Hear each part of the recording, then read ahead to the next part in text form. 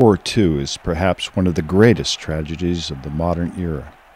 Over 400,000 young Americans gave their lives, with in excess of 600,000 seriously wounded. President Franklin Roosevelt galvanized the will of the nation early on, mustering the might of American industry and citizenry to defeat a coalition of European fascists who were determined to achieve world domination. Thousands volunteered and left the security of their homes, families, and sweethearts to enlist. One such individual was William Thomas Cleary, known as Billy to family and friends. He was a recent college graduate who wanted to serve his country and become part of the newly formed Army Air Corps. He came from a proud tradition. His father, John, had raised a large family while working as a teacher in New York City, and like most members of this large Irish family, they felt the need to serve their country with honor and distinction and dedication to duty. His grandfather, John William, had raised a large family as well, which included several honorable and notable veterans of World War I, including Billy's Aunt Rose, who had served as an ambulance driver, as well as his Uncle Eustace, who served in the infantry. When Billy joined the Army, his older brother Joe joined as well, choosing to serve as an infantryman. While casualties mounted on the ground and young GIs felt the full support of a nation, Billy continued his training as a bombardier, assigned to a B-17 crew. The B-17 would become the symbol of American power and dominance over the skies of Europe.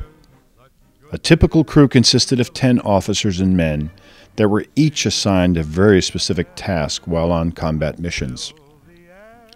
Additional men on the ground kept things running smoothly and were responsible for ensuring that mechanical problems were avoided once airborne, as there were sufficient threats from the enemy ground fire once a B-17 neared the target.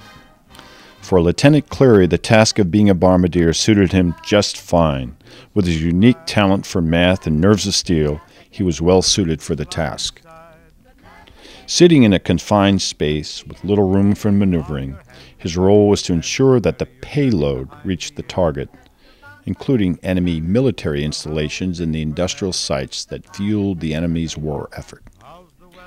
Each mission entailed incredible risks, as most often B-17s took not only ground fire, but incoming assaults from enemy aircraft as well. Armed with flak jackets and the porous shell of the aircraft, these crew members literally put their lives on the line each and every mission.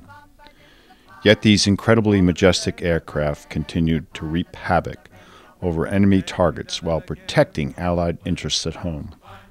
For Lieutenant Cleary, each mission ended with a sense of relief, knowing that this war mattered for something far greater than any other conflict in history.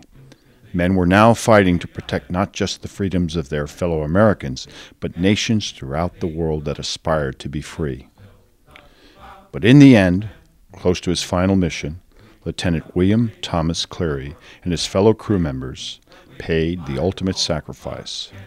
While on a mission over Europe toward the end of the war, his B-17 took a direct hit, one that no plane could ever recover from. For his bravery and valor, Lieutenant William Thomas Cleary received the Purple Heart, which was signed by President Harry Truman. And it stated, "Established by General George Washington at Newburgh, New York, August 7, 1782, First Lieutenant William T. Cleary for military merit and wounds received in action, resulting in his death, 11 December 1945. For those who knew and loved him, there is no doubt that his stalwart character and determination drove him in time of doubt, while sheer courage and love of country allowed him to perform his duty and become a true American hero.